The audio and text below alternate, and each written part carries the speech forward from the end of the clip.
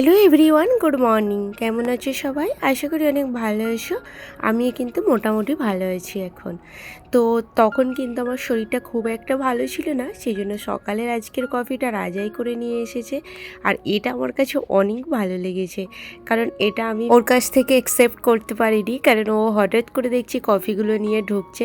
তো আমি ওকে বললাম দাঁড়াও, আমি একটু ভিডিও করি, কারণ ও তো কোনো কাজ পারে না। তো এই জিনিসটা আমার কাছে কিন্তু অনেক বড় একটা ব্যাপার যে ও সকালবেলার কফিটা ও করে নিয়ে এসেছে। তো সেই জন্যই জাস্ট একটু ভিডিও করলাম। তো যাই হোক, তোমরা যে যেখান থেকে দেখছো সবাই ভালো থাকো এবং সুস্থ থাকো। তাহলে চলো তোমাদের সবাইকে সাথে নিয়ে আজকের ভিডিওটা স্টার্ট করলাম। ভিডিওটা লাস্ট পর্যন্ত দেখার জন্য অনুরোধ রইল। আশা করি তোমাদের কিন্তু আজকের ভিডিওটা অনেক ভালো লাগবে এবং কাজে লাগবে।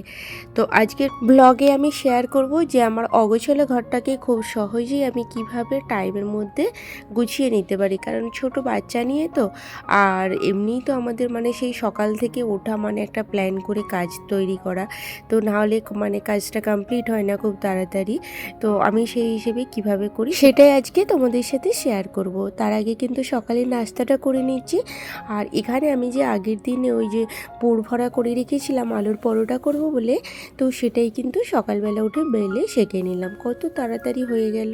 তো এটা আমি রাত্রিবেলা করে রেখেছিলাম বলে কিন্তু অনেকটা কাজ হালকা হয়ে গেল। প্রায় আমার মনে হয় একটা আলুর পরোটা পুর ভরে করতে গেলে মোটামুটি আধ ঘন্টা থেকে আমার কাছে তো 45 মিনিট লেগেই যায়। তো এই টাইমটা আমার কাছে পুরো বেঁচে গেল, কারণ আমি ওটা আগের দিনে থেকেই রেডি করে রেখেছিলাম। তো এগুলো একটা এক্সট্রা কাজ না, সকালবেলা নাস্তাতে কি হবে না হবে, তো এগুলো তো জাস্ট একটা এক্সট্রা কাজ থাকে। আর আমি আলুর পরোটাটা বেশিরভাগ সময় এমন করে আগের দিনে রাত্রিতে বানিয়ে রেখে দিই। আর ওই কন্টেইনারে, এয়ারটাইট কন্টেইনারে রেখে দিই, যাতে হাওয়া না ভেতরে লাগে। তো ওটা সকালবেলা উঠে করে নিই। তো নাস্তাটা করেই কিন্তু তারপরে চলে আসলাম আমাদের বেডরুমে। আমি আগে সব থেকে ফার্স্ট বেডরুমটা ক্লিন করে নিই। তো বেডরুম যদি ক্লিন হয়ে যায় তাহলে দেখবে অর্ধেক কাজ কমপ্লিট হয়েই যায়। তো বেডরুমের সাথে সাথে সাথে কিন্তু আমার ড্রেসিং টেবিলটাকেও ভালো করে আমি গুছিয়ে নিই, কারণ ড্রেসিং টেবিলের ওপরে দেখবি সারাদিনে যত কিছু পড়েই থাকে।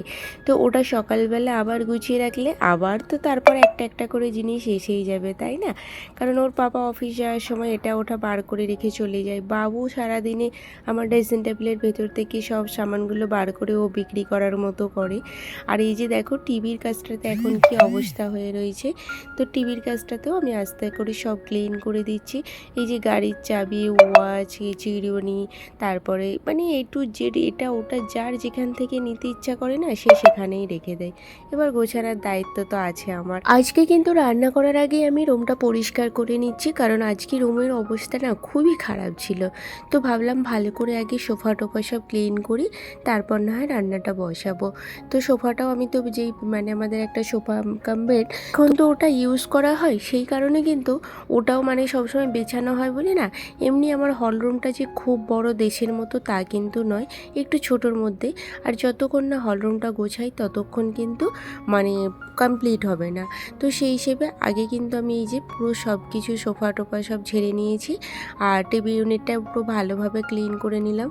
তো দেখো এখন কিন্তু রুমটা আমি ভালোভাবে ঝাড়ু দিয়ে নিচ্ছি। তো সকালবেলা উঠে যদি এইভাবে প্ল্যান করে কাজ করা হয় তাহলে কিন্তু অনেকটাই কাজ হালকা হয়ে যাবে। আর সব থেকে ফার্স্ট কিন্তু বেডরুম ক্লিন করে নেবে। বেডরুমে না একটা আলাদাই শান্তি পাওয়া যায়।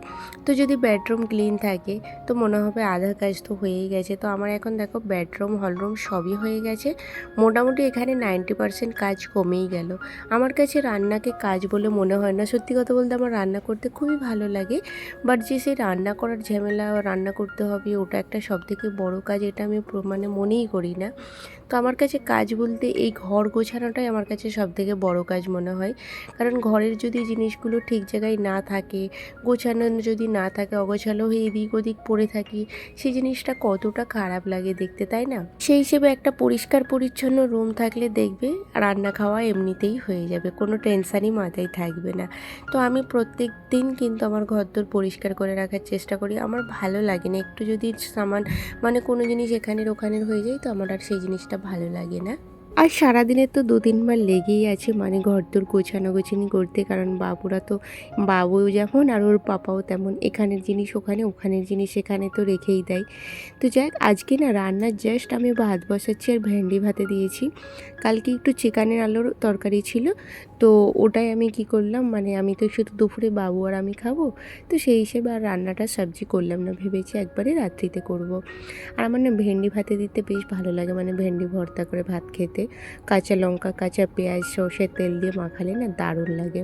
আমার যেহেতু এই মানে চালটা না মানে 10 থেকে 12-15 মিনিটে ভাত হয়ে যায়, সেই হিসেবে ভেন্ডিটা কিন্তু এখনও ভালোভাবে সেদ্ধ হয়নি। তো আমি এখন ওই ভেন্ডিটা তুলে নিয়েছিলাম, তো ভাবলাম এখন গরম ভাত আছে ওতেই ঢেলে রেখে দিই, তাহলে সেদ্ধটা একটু ভালোভাবে হয়ে যাবে। এখন আমি ভয়েস দিচ্ছি না, আমার না সত্যি কথা বলতে এত কাশি আর সর্দি হয়ে আছে, সেই জন্য মানে ভয়েসটা দিতে দিতে একটু অসুবিধা হচ্ছে। আর যাক, এদিকে কিন্তু বাসন টাসন সব ছিল, রান্নাটা তো ওইদিকে হয়ে গেছে, রুম টুম ঝাড়ু দিয়ে এখন আমার প্রায় সব কাজ কমপ্লিট, শুধু বাসনগুলো ধুয়ে নেবো, বাসে এরপর ঘরটা পোছা লাগিয়ে স্নান করে নেবো। তো আমি কিন্তু দেখো সকাল থেকে কত তাড়াতাড়ির মধ্যে আমার ঘর তোর গোছানো গুছিয়ে সবই করে নিয়েছি। আমাদের একটু লেটে ঘুম থেকে ওঠা হয়, তবে কিন্তু আমার কোনো রকম অসুবিধা হয় না। আর আমার কাজ করতে মানে ঘুম থেকেই জাস্ট উঠতে আমাদের লেট, না হলে কাজটা কিন্তু আমার অনেক তাড়াতাড়ি হয়ে যায়। তো যাই, এদিকে বাসন টাসনগুলো ছিল, আর আমি কিন্তু কিচেনটাও রোজ ক্লিন করে নিই রান্নার শেষে ভালোভাবে। তো আমার এই দিওয়াল টিওয়াল না পরিষ্কার করলে যেন ভালো লাগে না, আমার মনে হয় একবারে ডিপ ক্লিন করার থেকে না এইভাবে যদি হালকাভাবে সব কিছু ক্লিন করে নিই রোজের, তাহলে দেখবে এমনিতেই সবসময় পরিষ্কার চকচকে লাগবে, তার উপরে আর ওই যে ডিপ ক্লিন করারও প্রয়োজনটা আছে না। তো সেই হিসেবে কিন্তু দেখো আমি সব ভালোভাবে পরিষ্কার করে নিয়েছি। আর এমনিতেই আমার মনে হয় রান্নাঘর যেহেতু সবসময় বেশিরভাগ ইউজ করা হয়, সেই হিসেবে রান্নাঘরটা যদি পরিষ্কার একদম ক্লিন থাকে, তাহলে কিন্তু এমনিতেই দেখবে একটা কাজ করার এনার্জিই থাকে। শুধু রান্নাঘর না, পুরো ঘরবাড়ি যদি একটা পরিষ্কার পরিচ্ছন্ন থাকে, এতে কাজ করার একটা আলাদাই এনার্জি পাওয়া যায়। এদিকে আমি ঘরটা ক্লিন করে নিচ্ছি এখন। তো তোমরা কিন্তু আগের ব্লগে আমাকে অনেক মানে ভালো ভালো সবাই পজিটিভ কমেন্ট করেছো, আমার না ভীষণ ভালো লাগে তোমাদের এই কমেন্টগুলো দেখে। সত্যি কথা বলতে এত ব্যস্ততার মধ্যেও না আমি ব্লগ এডিট করি, মানে কিভাবে যে করি আমি সেই রাত্রি 2, 2:30, 3টার সময় মানে এডিট করি। আমার মানে এত ব্যস্ততার মধ্যে এখন আছি, যেহেতু সামনে বকরা ঈদ আছে। তো সামনে কেন, কালকেই তো বকরা ঈদ, আমি এখন ভয়েস ওভারটা যে করছি, তো এটা তো আজকেই করছি। তো সেই হিসেবে আমি সত্যি বলছি খুবই ব্যস্ততার কারণে কাউকে রিপ্লাইটাও দিতে পারি না। তো তোমরা প্লিজ কেউ কিছু মনে করো না, আমি অবশ্যই ফ্রি হয়ে তোমাদের সবার সাথে ভালোভাবে কথা বলবো, তোমাদের পরিবারে যাব। তো আমি ব্লগগুলো তোমাদের সবার দেখি, কারণ আমার কাছে সবসময়ই বলি 2টো ফোন থাকে, আমি একটাতে চালু রেখে আমি বাকি কাজগুলো করি, সেই হিসেবে কিন্তু আমার সবার ব্লগগুলো দেখা হয়ে যায়। কিন্তু আমাকে যারা কমেন্ট করে না, আমি রিপ্লাই দেওয়ারও সময়টা পাই না।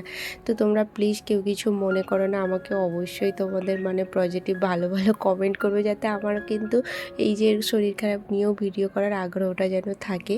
তো যাই হোক, এখন চলে এসেছি গোল্ডের দোকানে। আজকে না রাজা আমাকে একটা এখানে গিফট করছে।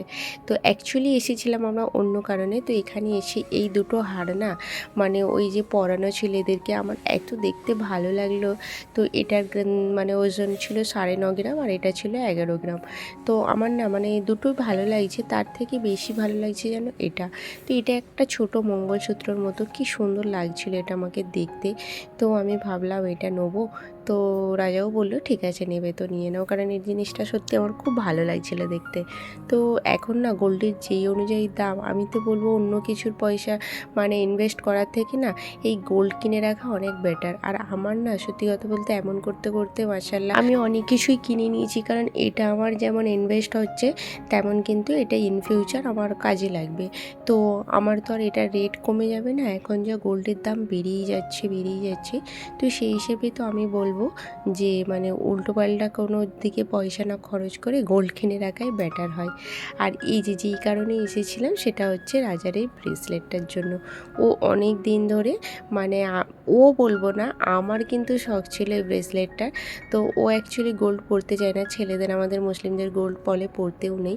তো ওর কিন্তু মানে গলার চেন আংটি এগুলো পরে না, খুব কম পরে, মানে শখে পরে। আর এই যে ও রূপোর চেনগুলো পরতে ভালোবাসে, তো সেই হিসেবে দুটো রূপোর চেন আগে আমার ছিল, তো ওগুলো আমি জাস্ট পলিশ করতে দিয়েছিলাম। আর সাথে কিন্তু ওর জন্য একটা ওই গোল্ড নিলাম, ব্রেসলেট নিলাম। তো কেমন আমার গলার হারটা হয়েছে অবশ্যই জানিও। তাহলে চলো ভিডিওটা আজকের মতো এখানেই শেষ করলাম।